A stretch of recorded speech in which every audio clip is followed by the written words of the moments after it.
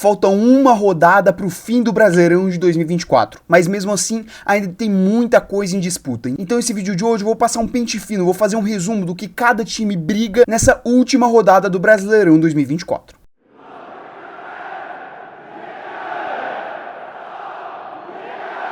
Meus queridos, faltam menos de 24 horas para o fim do Brasileirão 2024, um campeonato que, como sempre, foi maluco e garantiu um entretenimento absurdo pra gente, e que infelizmente tá acabando, né? Estamos na contagem final para a última rodada, e mesmo assim, como eu disse, né, a gente ainda tem muita coisa em disputa.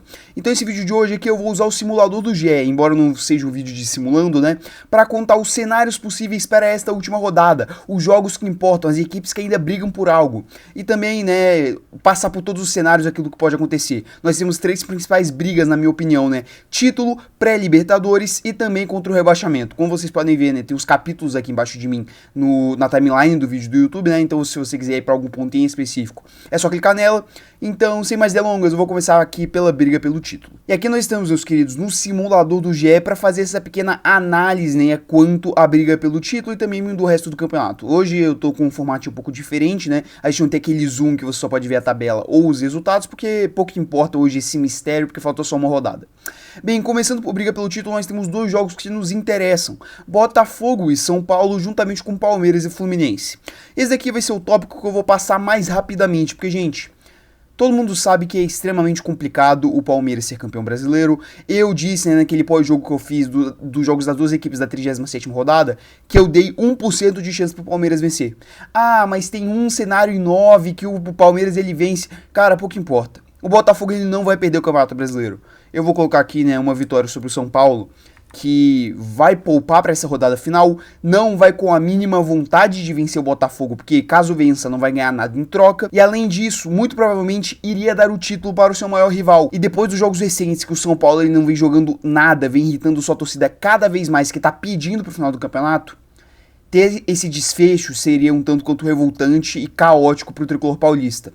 E também, como eu disse, né, em questão de futebol mesmo, o Botafogo ele tá anos-luz à frente do São Paulo, então não tem a menor dúvida de que o Botafogo ele vai acabar vencendo esse confronto e vai se sagrar campeão. E também, somente um empate já basta pro Botafogo ser campeão. O único cenário que o Palmeiras ele realmente ganharia o Campeonato Brasileiro seria com o time alviverde batendo o Fluminense em sua casa e o Botafogo perdendo para o São Paulo, como eu disse, o que é extremamente improvável, e por isso eu já coloco aqui o Botafogo como campeão. E eu encerro essa questão aqui do título, né, esse bloco do título que nós temos aqui no vídeo. Eu vou deixar esse resultado aqui de Palmeiras e Fluminense para depois, porque ele vai estar muito atrelado à briga contra o rebaixamento. Então bem, passamos do bloco do título, vamos agora para o bloco da pré-Libertadores.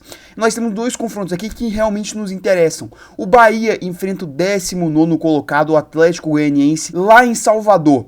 Já o Cruzeiro, que é o outro time que está na briga pela pré-Libertadores, né, acabou perdendo para o Palmeiras em casa, né, no último confronto da 37ª rodada e deixou de depender somente de si. Agora depende de um tropeço do Bahia. E o Cruzeiro, além de depender de um tropeço do Bahia, né, vai para Caxias do Sul para jogar contra o Juventude fora de casa. Gente, mais um cenário extremamente complicado, né? A segunda briga que a gente vai ter nessa reta final, né, nessa última rodada do Campeonato Brasileiro. E pô, viemos a convir, o Cruzeiro ele vai pagar no fim de tudo pela sua incompetência, pelo seu planejamento muito mal feito pelo seu gestor, por um treinador contratado que não deu o mínimo resultado, menos de 20% de aproveitamento à frente do Cruzeiro, né, como treinador do Cruzeiro. E o Cruzeiro, que com o Fernando Seabra tinha uma vaga na Libertadores praticamente garantida, com o Fernando Diniz vai deixar ela escapar entre os dedos, na minha opinião. Gente, eu tenho sérias dúvidas quanto à possibilidade do Cruzeiro vencer o Juventude. O que eu acho extremamente complicado, porque o Juventude é um time que joga muito bem em casa, realmente torna o seu estádio numa fortaleza, né, quando ele joga lá, arranca muitos pontos. E além disso, o Cruzeiro ele depende de um tropeço do Bahia contra o Atlético Goianiense. Gente, com total respeito, eu sei que o Bahia ele não vem apresentando bom futebol nas últimas 8, 9 rodadas, mas o Bahia não vai deixar de pontuar contra o Atlético Goianiense. Isso é um fato. E se pontuar, já tá praticamente garantido na Libertadores. Essa é a grande realidade. Eu coloco aqui, ó, uma vitória do Bahia contra o Atlético Goianiense e eu também boto uma vitória do Juventude contra o Cruzeiro. Eu acho que essa briga pela Libertadores, ela vai acabar de uma forma um tanto quanto tranquila, que é justamente o Bahia se classificando, porque vai enfrentar um time que já está rebaixado a uma cota e não briga por mais nada no campeonato. vem conseguindo os pontinhos aqui e acolá contra times que já não querem mais nada também no campeonato. E o Bahia vai vir com sangue no olho porque pode voltar para a Libertadores depois de 35, 36 anos, se eu não me engano. Seria um feito histórico. E jogando em casa com o apoio da sua torcida para a festa ficar maravilhosa, eu tenho certeza que o Bahia ele vai conseguir esse feito. E então eu coloco o Bahia indo para a Libertadores. E assim terminamos aqui o bloco da briga pela pré-Libertadores. E aí agora eu vou simular aqui bem rapidamente, né, vai estar acelerado para vocês no vídeo, os confrontos aqui que pouco importam para essa última rodada do campeonato, né? Você tem, por exemplo, um Corinthians jogando lá na Arena do Grêmio para tentar um recorde histórico, né, de vitórias seguidas. Um Flamengo enfrentando o Vitória que vai ser despedida do Gabigol. Um Fortaleza e Internacional, que são dois times que já estão no clima de férias, né, mas que ainda assim foram dois excelentes times durante o campeonato. Eu vou simular os confrontos que não valem nada e deixar por fim, só quem tá desesperado, lutando contra a degola, lutando contra o rebaixamento. Então bora lá. E aqui está, né, simulei o resto do campeonato. Como vocês podem ver aqui pela tabela que está ao meu lado, né, essa aqui foi a escalação final que eu vou passar no fim realmente dessa simulação que eu tô fazendo aqui, dessa análise. E agora vamos para o bloco da luta contra o rebaixamento. E cara, em certo momento do campeonato, eu cheguei até a duvidar que a gente teria uma briga tão ferrenha contra o rebaixamento nessa última rodada. O que vem sendo uma tônica, vem sendo um padrão do futebol brasileiro. Nas últimas temporadas, a gente teve, aquela briga ferrenha que o Santos ele acabou caindo, sendo que somente 3 cenários de 27 rebaixavam a equipe santista, você teve 21 o Grêmio, depois tem Vasco e por aí vai. É uma sequência muito forte de brigas contra o rebaixamento ferrenhas em todos os campeonatos que a gente teve nos últimos anos. E, na última rodada a gente teve um certo momento em que o Bragantino ele empatava com o Atlético Paranaense lá na Arena da Baixada, que a gente não ia ter essa briga. Que ali estariam resolvidos os 4 rebaixados. Porém, o Bragantino conseguiu um gol espírita no finalzinho do jogo com o Eduardo Sacha e deixou essa briga mais apimentada do que nunca. Quais são os confrontos que vão impactar nessa briga contra o rebaixamento? Bragantino e Criciúma lá na Bragança Paulista, Atlético Mineiro e Atlético Paranaense lá na Arena MRV com portões fechados, isso aí é importantíssimo, e Palmeiras e Fluminense no Allianz Parque. E é muito bom pontuar aqui que todos os times que estão brigando contra o rebaixamento, Bragantino, Atlético Mineiro, Atlético Paranaense e Fluminense, só dependem de si para não serem rebaixados. O Bragantino, se vencer o Criciúma, não vai estar rebaixado. O Fluminense, se empatar ou vencer o Palmeiras, não estará rebaixado. O Atlético Paranaense, se empatar ou vencer o Atlético Mineiro, não estará rebaixado. O Atlético Mineiro, se empatar ou vencer o Atlético Paranaense, não estará rebaixado. Cara, é um cenário bizonho e que os 4 times eles dependem de si. E no final, uma combinação bizonha vai rebaixar um deles. Bem, gente, eu vou começar aqui pelo time que, na minha opinião, não será rebaixado. E esse time é o Bragantino. Ironicamente, o Bragantino, um time que na simulação que eu fiz aqui no canal de briga contra o rebaixamento, eu joguei pra completa merda, falei que já tava morto e tudo mais, ressurgiu das cinzas. Não vencia há mais de mês e conseguiu vencer o Atlético Paranaense, como eu disse, com um gol espírita e ressurgiu. Também conseguiu um empatezinho contra o Cruzeiro, também jogando na Bragança. E, gente, enfrentando o já rebaixado Criciúma, que pelo jeito recebeu uma mala branca.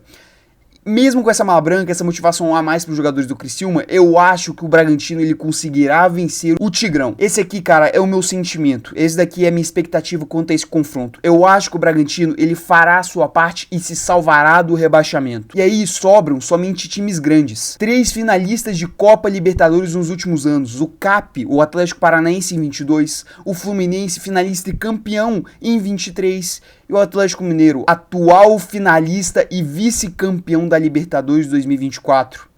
Cara, que coisa bizarra é o Brasileirão. E por isso que eu amo esse campeonato, cara. Olha isso, a gente tem 3 finalistas de Conmebol Libertadores nos últimos 3 anos, 22, 23 e 24, lutando pra não cair, cara, na última rodada. E se você quiser puxar um pouquinho mais a corda, o Bragantino foi finalista de Copa Sul-Americana também contra o Atlético Paranaense em 21, se eu não me engano.